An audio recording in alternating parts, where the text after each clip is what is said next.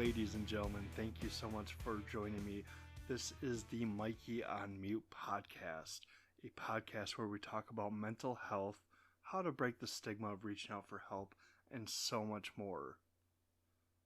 A disclaimer, I am not a licensed therapist. This podcast is not intended to provide medical advice or be any sort of replacement for therapy. Please research the National Alliance on Mental Illness, NAMI, website at nami.org to check the resources that work for you. The following episodes may include triggers such as talk about suicidal ideation, abuse, alcohol and drugs, self-harm, and other disturbing topics. Listener discretion is advised. Ladies and gentlemen, welcome to episode 2 of the Mikey on Mute podcast. As always, I'm your host, Mikey on Mute, coming off mute to really break that stigma and have those tough conversations with you. We're calling episode 2, Learning to Walk on Eggshells. Now, last episode, and again, thank you for everyone that listened to episode 1, that reached out, had encouraging words. It means the world to me that you gave it a shot, that you gave it a listen, and I really hope that this story helps somebody down the road. But last episode, I ended on the topic of how I am reacting versus responding. Now, I think it's time to get a glimpse into why that is. Again, this is my personal story. It may resonate with you, it may not. And please remember that there are 3 sides to every story. My side, their side, and the truth. I was really lost trying to process the effects and consequences of being taught that toxic masculinity from family. We touched a lot on that toxic masculinity last episode.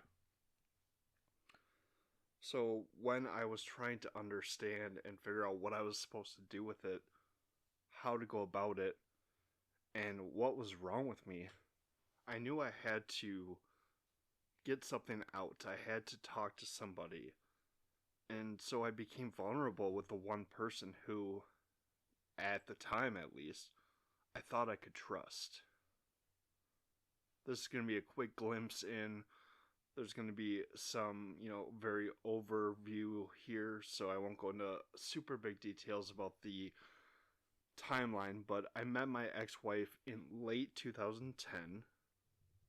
We had our son in November of 2011, and we married in late 2013. This was one of those moments that you look at about grabbing those brass rings in life. I thought how I should be married since we already did things in the wrong order according to society and my family, what I was taught in culture and everything like that. So those should statements came out very loud again. I should be married.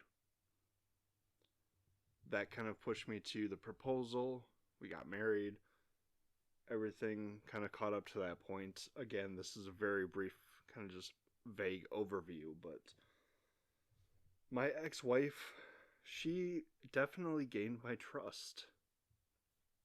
Unfortunately, it was using a mix of love bombing, rewriting history to make me believe that she was on my side, and pretending to be an empath that got me to trust her. I was super vulnerable, spilling to her everything about how I felt like I didn't live up to things, how I didn't know what it means to be a man, and how I was feeling like I don't know if I know how to do that. I don't know if I was taught that, and I think that I'm failing that. One of the things that constantly came up in my talks with being vulnerable with her was I told her I didn't feel like I was meeting the standards of being a husband and being a father. These standards again, were ones that were given to me by society, given to me by my surroundings, and all I knew from that point was I'm not reaching them. I'm a failure. This is how my mind is working. And while I'm spilling all of this to her and being vulnerable, I thought I was going to get something in return that would give me an answer that would comfort me somehow. However, my ex-wife kind of did the opposite of that. She would devalue me even further, agreeing to my flaws and using my words to reinforce that negative self-talk. She was quoting me basically anything that I said I was worried about not achieving. She would just reiterate, "You're right, you're not doing that, you're not doing it well enough, you're not meeting it at all," whatever it may be. Any negative image I had of myself, I was being given more evidence that it was true by my ex-wife. She would micro abandon by constantly threatening to leave. She would tell me, if you can't be a man enough, if you can't make enough money, I'm going to leave and I'm going to take our son with us. I had this constant worry that she was going to take off because she told me she was going to. And then she would turn around and go in the opposite direction. Suddenly I'd get extra affection.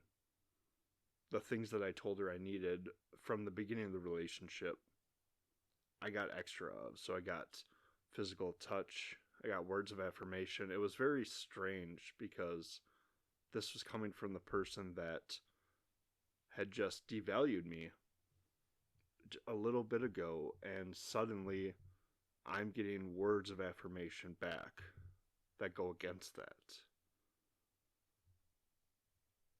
I didn't know how to take it, but I knew that I desperately wanted those words of affirmation. I wanted her to tell me how I was doing a good job, how I was going to be a good father, and I was going to be a good husband, that there were just steps I had to take. That although I may be struggling right now, perhaps there's a chance down the road that I can make it up. And so I would try harder. I would continue to do things that made me feel like hopefully I could gain that status again. I worked a lot of overtime, put in as many hours as I could. I wanted to be able to bring home that big paycheck and show her, look, I am the provider. However, once I started working all that overtime, she told me that I was not taking into account the time that I needed to spend with her and the family, and that I was not being a good husband and was not being a good father. So here I had been pumping hours and hours of overtime out to try to prove to her something that it was never going to change anyway. It didn't matter what I did or did not do. She had the perfect balance of devaluing and then supporting and devaluing and just knowing how to build me up and yet how to pull that rug out from under me.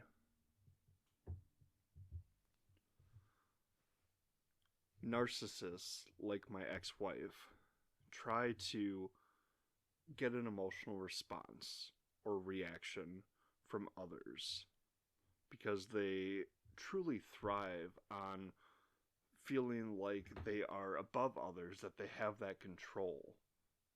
Getting an emotional response gives that person a feeling of, I did that, I caused them to feel that way. And suddenly they are back in control and they know what they're doing, and it gives them this fuel, this fire. They want attention and will do things to get you to react with emotions versus logic. One thing I struggle with to this day, I talk a lot about how logically I can see what I did wrong. I can break down the thoughts that are in my head. When I'm in therapy every week, there's at least one time each session where I'm like, logically, I know this, but, I'm not thinking logically when these thoughts happen, when the anxiety happens. It's the emotion brain. And that's from these years and years of dealing with a narcissist who wanted me to react with emotions. It gave her a sense of control. If I wasn't thinking logically, she could manipulate me. She could use that against me. If I wasn't thinking logically, I had no solid evidence to prove her wrong. And so whatever she said, I just had to trust it because I wasn't thinking logically. And she knew exactly what to say and what to do and when to do it to get me to buy into whatever it was. Narcissists use things like baiting, using your triggers and vulnerabilities to provoke emotional responses. These are typically people that are close to you, that know you really well. They know how to push your buttons, as the old saying goes. They know that if they say something in a certain way, or perhaps it's a certain phrase or word or tone of voice, maybe they say it differently, they know that it gets that emotional response out of you, and so they start using that. They use baiting to get you going, even in an everyday conversation. You see this with narcissists in your life that will be almost passive aggressive with you, but using those phrases and trigger words to really still get that emotional response, and then act like you're the one that did something wrong because you got upset. They were just talking normally. They also use gaslighting to try to convince you that your feelings are untrue or invalid. Gaslighting is a phrase that has really come to light in the last couple of years, especially when it comes to narcissism and how that can show in those that are dealing with mental illness. Gaslighting really can be as simple as you are explaining how you are feeling. You're trying to use those words to explain those. You hear like I statements, like I am feeling this way. You think you're doing the right thing and you're using these statements, and after you've emptied your mind about how you're feeling and trying to have this conversation, they tell you basically like a schoolyard bully, nuh-uh, that's not true. You're wrong. You took it the wrong way. Any way to make you feel like the feelings and emotions you have are not true, they're not valid, and it takes away any credibility of what you were trying to say when you're trying to set that boundary, when you're trying to stand up for yourself. Narcissists will use a lot of belittling comments or taunting. Sometimes you see this verbal abuse and emotional abuse come out as actually calling somebody names. And it may not be like a giant slur or anything like that, but how many times have you heard from somebody in your life, oh, you're just being crazy, you're being dumb, you're being stupid, you're not acting right. You know, they have these belittling comments that on paper to them don't seem like that big of a deal, but to you, they're words that continue to make you second guess yourself. Am I really being dumb? Did I say something stupid? Once you start to second guess yourself, they take notice of that, and that cycle starts all over again. So how did I learn to deal with narcissism when it came to my ex-wife? I'd love to say that I had some breakthrough light bulb moment and understood how to set a boundary and everything went great. We don't live in a fantasy world. That's not what happened. But I do want to share how I dealt with it, even if it wasn't the quote unquote right way to go about things. I still want to be honest and share my story with you guys. I learned a very valuable lesson, and that's how to shut down. I knew that being vulnerable equaled not feeling well, not feeling heard. It actually would bring out derogatory comments, devaluing comments. I would feel these things from that support system that I thought was there. So my solution was don't be vulnerable. Don't share things. If they're bothering you, just go quiet. Which brings us back to the name of the podcast, Mikey on Mute. I decided to go mute because for me it was safer than dealing with my feelings around her. The second lesson I learned was how to walk on eggshells. This phrase gets used a lot. You'll hear it in media, in therapy, in stories with your friends and coworkers and family. But basically, if I could avoid doing things or putting myself in a position that would upset her, then maybe I could avoid that conflict. Think of it as you are trying to walk through a house. A lot of us are parents here, and there are toys everywhere. You're trying to not set off that toy that's going to go loud. The baby is sleeping or something like that, and you are just trying not to cause a scene, not be heard.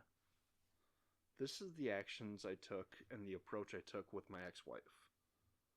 Because if I didn't do the things that I thought would upset her, I could avoid conflict. If I stayed silent, I could avoid being called names. At least I thought. Tried working that overtime. Tried working to spend extra money to get her whatever she wanted. I had those overtime hours in, so now I could use them to try to get her the things that she valued. I agreed to whatever she said. I know there's that old saying about happy wife, happy life. I took it as more of an obedience statement at that point. I thought you had to do whatever. That's just how marriage worked in my head. I was taught that's how it worked. So I was doing these things. I was learning to be invisible where I could. I was working extra time and spending more money and doing what I could to avoid conflict. Unfortunately for me, she just found other things to be upset about. No matter how much I avoided it, suddenly, as I said before, working overtime turned into not spending enough time with her. If I didn't share my feelings, then I was not being a good husband because I was not opening up. If I wasn't opening up, that means I didn't trust her. And how could this marriage work if I didn't trust her? Should she just leave because I'm not being vulnerable? No matter what I did, no matter how many eggshells I tried to avoid stepping on, how many landmines I tried to avoid setting off, it didn't seem to matter. They always came back with a vengeance, usually. My money became fuel to feed an addiction for my ex-wife. Gambling is something that got her out of her head in a way. It was a very unhealthy coping mechanism, something that gave her a sense of thrill, a sense of control in a way, which to me is weird. I've never been a gambling person. I don't like gambling. I'm not good at it. I don't know if anyone's good at it.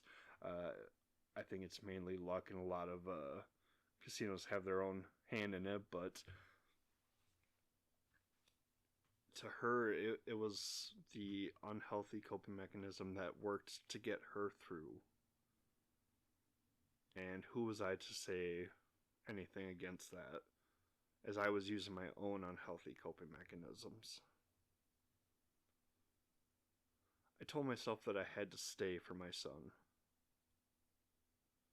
that divorce wasn't an option. Very early on, that's something that I was taught, whether it was toxic masculinity or just a life lesson. I'm not quite sure, but I was told that divorce is not an option. If I tried to talk my feelings out with a therapist, I'd be considered weak. I was a man. I don't go to therapy. Even bringing up the idea of going to therapy was admitting defeat in the eyes of the people around me. If I tried to talk things out with another person, I was accused of cheating and being a weak man, because a real man wouldn't need to talk to anyone beside his wife. Very quickly, I was being reinforced with ideas that reaching out to talk to other people about this was not going to be an option. If I did any of that, I was going to be ostracized, made fun of. And so I was stuck in this weird predicament where I couldn't talk to anyone else about it, and I couldn't talk to my ex-wife. So what was I to do? I continued to learn how to be on mute. I continued to be silent and sat with my thoughts. This went on for years, where I sat in my head and got so upset because I thought I was failing. And this was being just reinforced by her that, yeah, you are failing. Do you see what's going on? You're in these positions where you are not succeeding. You're not making me happy. And now we're just proving all the things that you've thought negatively about yourself.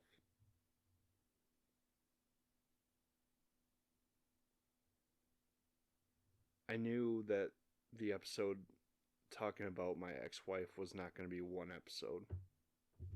There is a lot for me to unpack, even trying to give a vague timeline of this. So I think this is as good of a spot to stop part 1 of talking about my ex-wife and the narcissism and that reiteration of failure. I have a lot more to talk about, and so I look at the time on here. I don't know where it's gone already, that we've been talking for almost 25 minutes here.